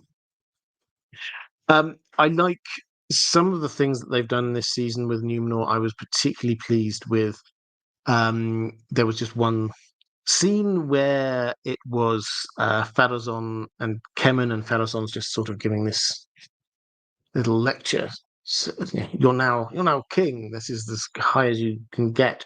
What more could you possibly want? And it's like clearly there is more. There's something yearning for more, and he sort of gives this little lecture about, have you ever stood at the top of the Mount Meneltama and looked out, and you can just about see um, shining off on a very clear day in the distance. I can't remember the exact words of what you're saying, but basically you can just about see Valinor. And the fact that you could just about see it, that's them taunting us with the undying lands. And I thought, yes, this is what we want, because this is now the real motivation, not what we often had in season one, which was these orcs coming over here, taking our jobs. That's not where this should be. This should be a real visceral feeling of unfairness in life. How do the elves get to live forever? How is this because of the Undying Lands? If we go there, can we live forever? They're trying to hold us back from that. They're trying to stop us from going there and getting what could rightfully be ours. That should be the feel. And they've started just to touch on that in season two, which I'm very pleased about. Overall, Numenor, it felt quite separate from the main plot. What I really liked and I thought worked well was that it was a lot more integrated. They pulled together the dwarf plot, they pulled together the Sauron plot, the elves, all of that, the orcs, all pulled together in this focus around Eregion, and I think that worked really well and made for a lot more integrated feel for a show. Numenor operated outside of that, which I kind of understood and I kind of forgave for this one. I'm glad that they didn't try and put across a link that wasn't there just to try and tie it in. Having a season where things are separate actually is important because they are quite isolationist. um, and I'm kind of withholding judgment on the sort of the crackdown of the faithful. That has to happen. As I say, it happened in the books over a very long period of time, and here it was just like it's happening now this week, and now that's gone. So I'll have to wait and see. I think next season to see how that kind of plays through. Uh, the game I'm enjoying most with Numenor is who are going to be the Nazgûl. So I think we will get the three here. And you have to look around. There aren't actually that many candidates. The obvious one is Kemen. I think everybody thinks that Kemen's going to be one of the Nazgûl. There's also, and I can't remember his name, the right-hand guy for Pharazôn, who's sort of always turning up with big books and reading stuff out. He also seems to be quite a likely candidate. Lady Vaughan-Strauss, hi there, great to see you. Your first super chat, thank you very much. Gandalf is obviously a powerful wizard, but it would seem that his greatest power actually rests in his diplomatic skills. Can you speak more to the effectiveness of his diplomacy in Middle-earth? Oh, well, that's an interesting one. So his diplomacy was sometimes effective, but he was also known as the oncoming storm. There are plenty of times Denethor clearly disliked him. He wasn't welcome in Rohan, obviously, at the start of The Lord of the Rings.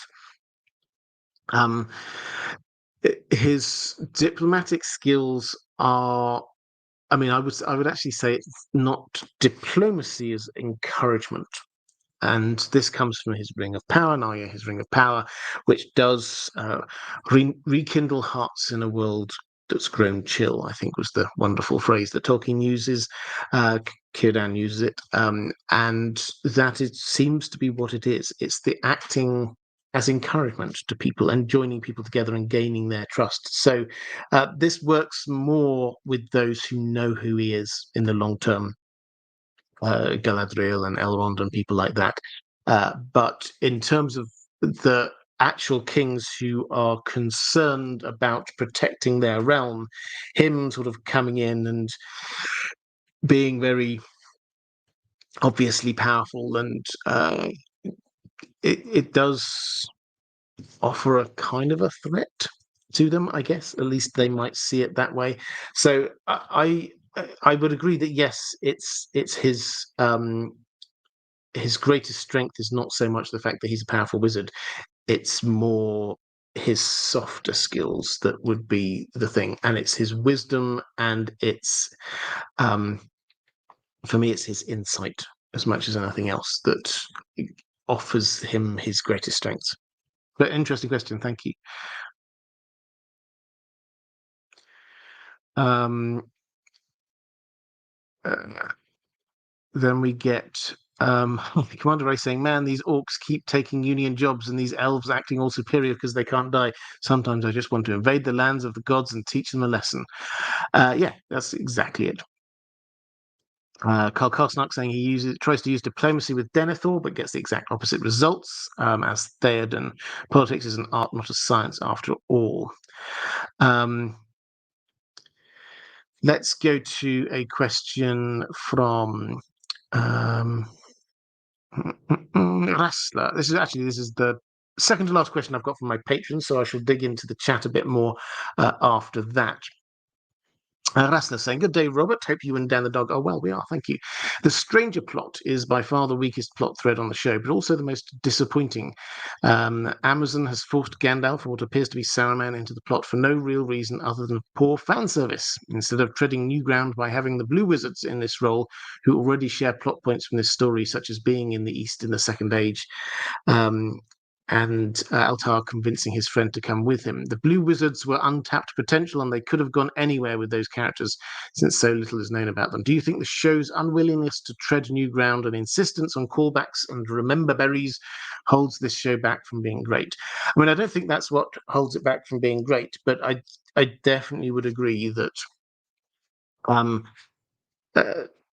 the showrunners have very clearly decided that we, the viewers, like the Middle Earth that we've experienced already, rather than adding to it with new things. So, and what I mean by that is, if you go through this season, you'll have a lot of these Barrow-wights. They weren't necessarily there even at that time, but they've appeared here on the show. We know what Barrow-wights are. Tom Bombadil shouldn't necessarily have been there, certainly shouldn't have been there. I mean, Ruin certainly shouldn't have been acting the way he was, but Tom Bombadil, they've added in there. They've added in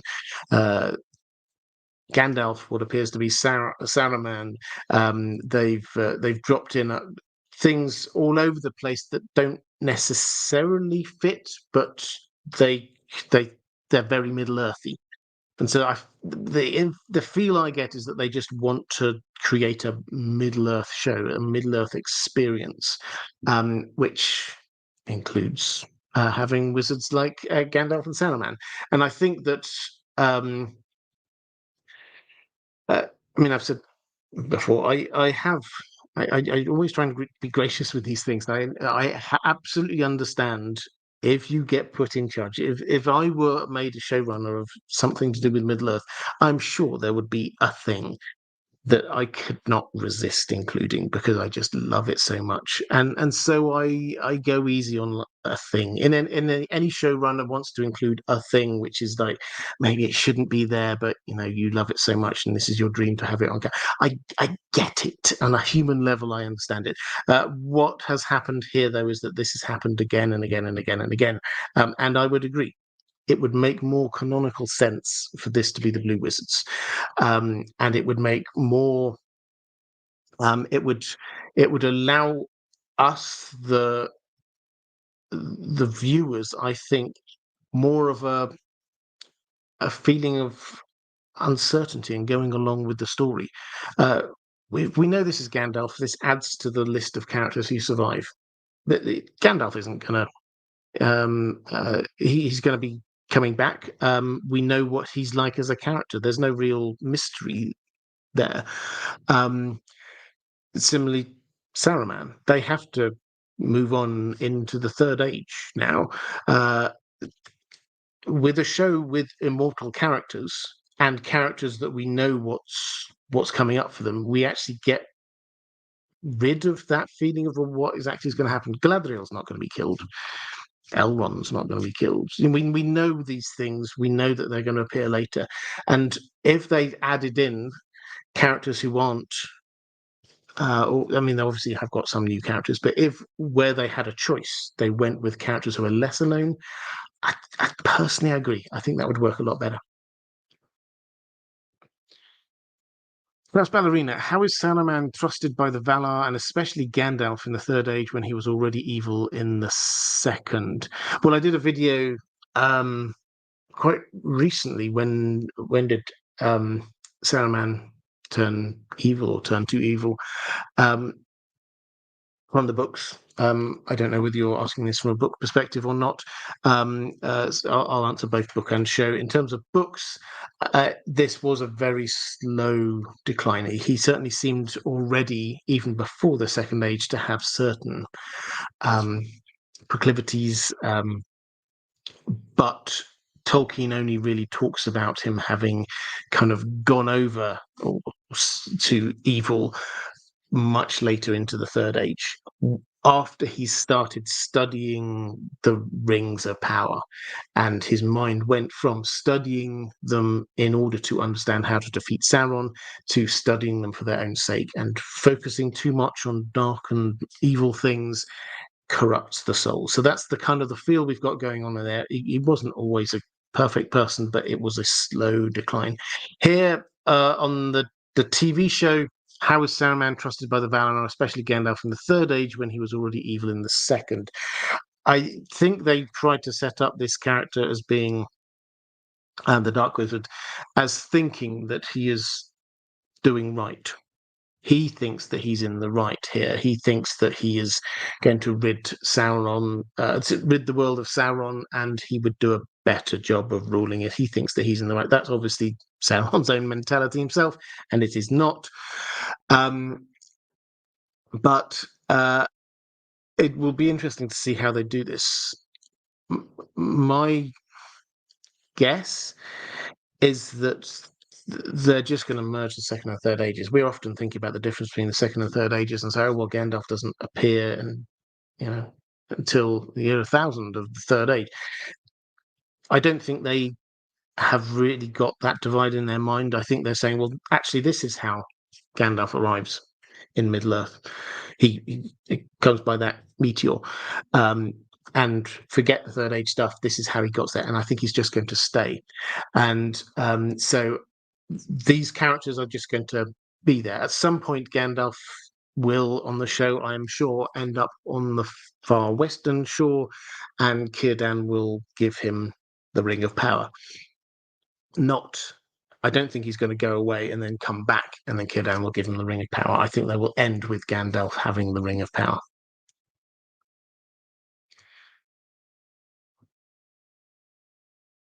Commander Ray asking what I thought of seeing Narsil. I can't wait to see it against Sauron, a sword he'll think about for thousands of years to come. Yeah, well, absolutely.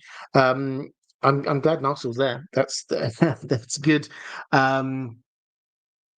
It looked good. I liked it as a sword. There was a sort of a callback when he kind of did this and kind of looked at it. That was very much the way that Aragorn in the Peter Jackson films did it. Yeah, it was good. I mean, until I've sort of seen it in combat, then it's quite hard to say at the moment. It's just she gave him a sword. We know the significance of the sword. She didn't really explain the significance of the sword, so it was quite hard to kind of engage with it. I think the implication was, here's a going away gift, a really nice sword, rather than I've had some kind of prophecy this is going to be an amazing sword. So maybe we should just accept that as he's now got Narsil, and so from now on he's going to be using it.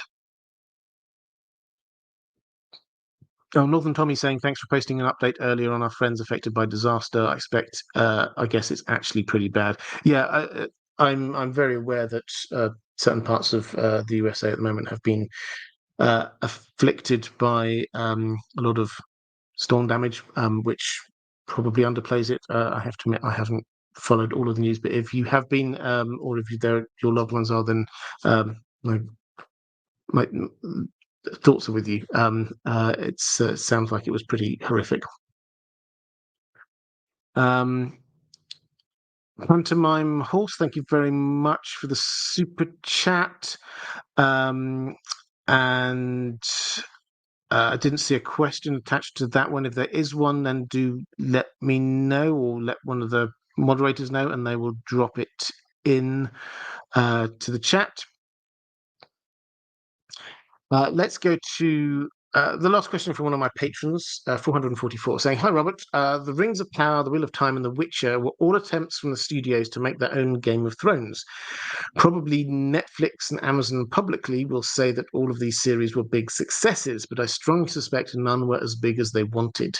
Probably HBO will make more series inspired by George R. R. Martin's works for many years, but will the other studios greenlight any other big fantasy projects based on the books? As Hollywood studios are known for trying to replicate success of the latest phenomenon, is this the time to look for something else than a big fantasy project? For example, after the success of Shogun or Blue Eye Samurai, maybe we'll get a few more or Japanese inspired things, or maybe video games after The Last of Us, Fallout, etc." I think that the hunt for the next Game of Thrones, I wouldn't say it's over, but I think we're now in a realm of going to franchises that they know have got a strong track record. So, as well as the things you mentioned, expect coming up, we've got Narnia. And Narnia universe is going to be happening. Obviously, we've got the Harry Potter TV show on HBO that's going to be happening. I think they've started casting that now. So they're going for things that they know there's an audience for them already. In terms of Rings of Power, Wheel of Time, and The Witcher, were those as successful as those studios have hoped? I think The Witcher season, this is just my instincts. The Witcher season 1 was, I think that exceeded their expectations. It was massive for them. It was one of the biggest TV shows most watched TV shows that they ever did. It has been overtaken since by things like Squid Game and I think Bridgerton and various other things. But at the time, that was massive. On the back of that, they commissioned a whole load of other things. They commissioned the Blood Origin miniseries. They commissioned the Rats miniseries. There are a couple of animated features. One's come out before the Vesemir origin story. We've got the Sirens of the Deep story, which is coming out, I think, in February. So they commissioned a lot of stuff, hoping, I think, to have this big franchise. But the viewing figures have gone down for The Witcher over time. So I think initially that was a big success for them. Latterly, perhaps not so much. The Wheel of Time, I think it was a success. Certainly, season 1 was a success. The fact that they've gone to 3 seasons now certainly seems to imply that it has worked well for them. I don't think they were expecting it to be huge, but I think that they were using this as much as anything else as a kind of a dry run to how do you operate a big fantasy franchise, because they had the Lord of the Rings in the works. So that was kind of a middling thing, but I think that they never thought that was going to be bigger than the Rings of Power. Rings of Power, what I always say with this is, regardless of the TV ratings, which Amazon keep a lot closer to their chest than most other companies, it has to be said. You have to remember, Amazon do not gauge success on the same way as HBO do or Netflix do. For like a normal streaming service, they will gauge success by how many people are watching this, is it getting critical acclaim, awards, etc. broadly speaking, those two things.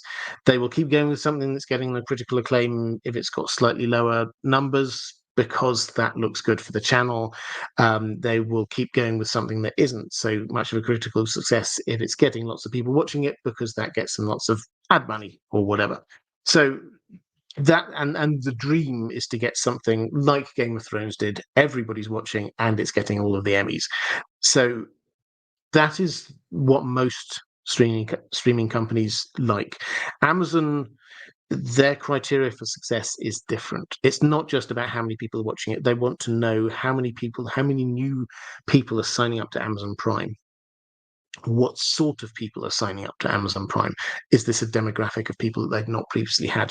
Are those people who sign up for Amazon Prime because they want to watch Rings of Power, are they then going off and buying their groceries from Amazon, buying their books from Amazon, because that's bringing them money in from somewhere else? Has the show increased interest in Lord of the Rings stuff that people buy on Amazon? These are the kinds of things that matter to them. And if you listen to their high ups talking about it, and they say it's been a massive success, not just a massive success, they say it's a massive company wide success, which means that it's not just about how many people are watching it, it's that they're hitting those other things as well. This is working for Amazon as a company. So that's my two penneth on how all of that is working. I think that the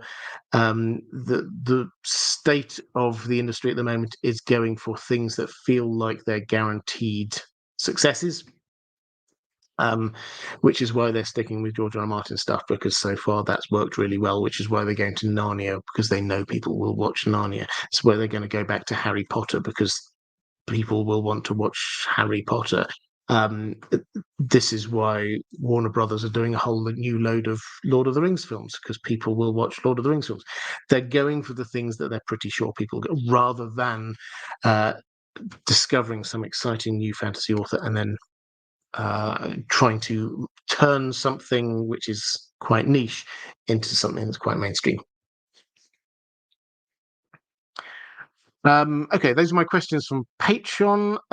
So a quick flick through the chat. Commander Ray saying Amazon is $1 trillion company. They aren't as worried about small things as ratings. Andrew K saying Apple TV Plus might be the exception. It loses money apparently, but seems they focus on quality awards, critical reception, etc. Perhaps that is the case. I don't really know huge amounts about their business model. Andrew K saying Amazon makes so much money anyway, and many people already have Prime for other reasons. So it's more about a status plaything type for them. Yeah, I mean, it's probably with Rings of Power. It's fair to say this is a Bezos thing. He wanted it, and it is a personal thing for him. He came to the season 1 premiere and gave a talk about how he loves it personally, and he's always wanted to have a new Lord of the Rings season, a show, that kind of thing. So yeah, this is a personal thing there as well.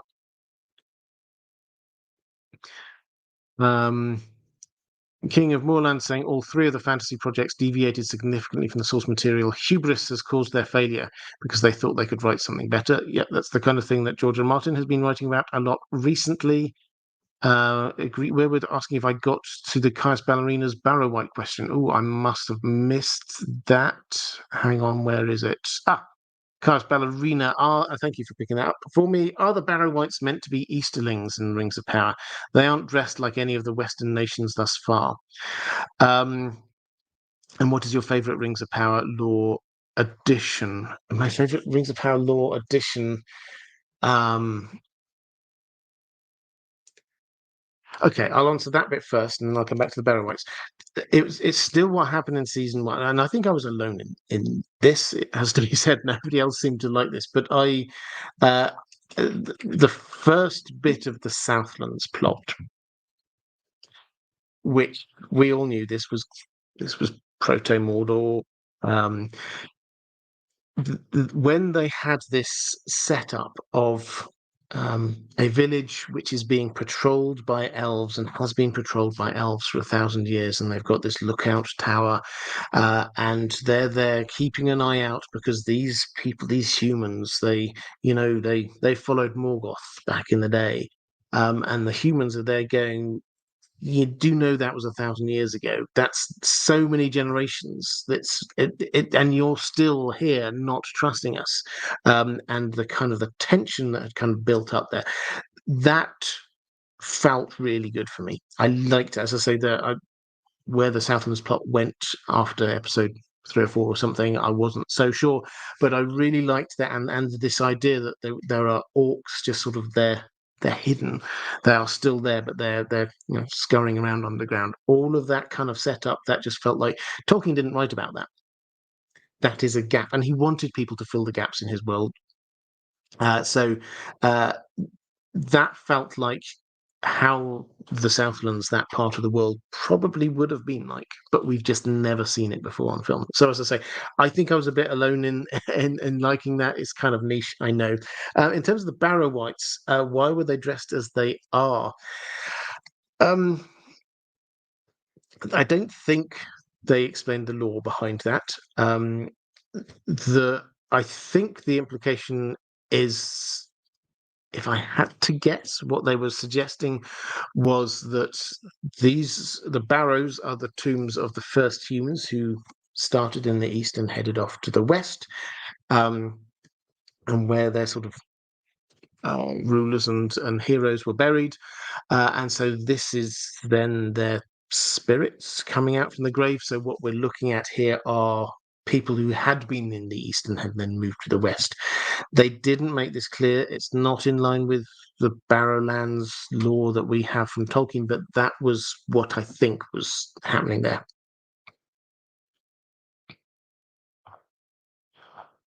Let's have a quick flick through the rest of the chat. Andrew K saying likely it's going to be a while before we get another fantasy TV series to match the quality and phenomenon of Game of Thrones seasons 1 to 4. Absolutely. Then Commander Ray saying Skydance is going to make a movie based on the Ranger's Apprentice books. Hopefully it's good. Okay, didn't know about that. Ursula T saying, "Hello everyone, I'm late. Sorry about that. Well, welcome. And yes, we're actually starting to draw towards the close, but fantastic to have you here." Andrew K saying, "HBO, I actually feel for it. Was very healthy, profitable, and super respected platform that's been wrapped up in a parent company's issues financially." Yeah, I don't know all of the details of that, but that's sort of how I feel as well, from what I've seen. Commander Ray saying Disney did retry with Percy Jackson after it flopped before. Hopefully, it encourages more braver ventures. I actually quite liked that Percy Jackson TV show they did. Um, it, I went in with reasonably low expectations, and it exceeded those. I wouldn't call it a masterpiece or anything. I don't think it's been renewed, but I thought it was already pretty good. I quite enjoyed watching it, I have to say. Right, I think yes. So next week, Andrew K, thank you for reminding me. Next week, what we're going to go back. We're going to have some focused live streams again about A Song of Ice and Fire, the world of A Song of Ice and Fire, and we will focus in on the Iron Islands. I think first of all, we've been working our way through. Right before we got into House of the Dragon and Rings of Power, we were working our way across Westeros. We'd started up in the north. We'd moved down. We'd done the Vale of Arryn and Riverlands and the Westlands. So now the Iron Islands seems good and right. So we will be looking at that next time. In terms of other stuff going on, this channel, we will carry on doing live streams. What I may do, this thought hit me the other day when sometimes I can't do a Thursday for whatever reason. I may do a pre-record. I don't know if you like the idea of this, so I'm just going to sort of drop the thought in there. I think it would work quite well if I can do a pre-recorded live stream, maybe have somebody on for a chat, make it a good long one, and then I can set this up as a premiere. here going live at the same time. I know there are lots of people who enjoy the community here, so rather than, as I sometimes do, skipping a week, we can still have the live stream experience. It's just that I'm not actually doing it live, but if I can, I will appear in the chat. How does that sound? Let me know. Let me know down in the comments if you're watching this back a little bit later. What else was I going to say? Thank you again to moderators. You do a fantastic job. Thank you to my patrons. In terms of videos coming forward on the main channel, I've got quite a few lined up. One, because I've been asked this quite a lot recently, do orcs have families? Tolkien did write a little bit about this, so I decided I thought I'd just share what he did write with people. And we've got quite a few Song of Ice and Fire videos. I've got a few more that I've been collaborating with History of Westeros on, so I'm excited to be getting them up and running. And let's do a few Witcher videos. I've not done a Witcher video for a while, so we'll do a couple of them. Anyway, thank you so much for all of the fantastic questions this time around. Just have a quick flick to see if I've missed anything else. Sounds good. People saying that with the pre-recording. Great. I will probably go ahead with that one. If you're watching this back a little bit later though and would like to watch some more live streams appearing somewhere around here, will be a link to those live streams appearing somewhere around here. Is a link to my Patreon, which is the best way to support this channel if you wish to do so. And that is all for this time. Take care, everyone, and I will see you again soon.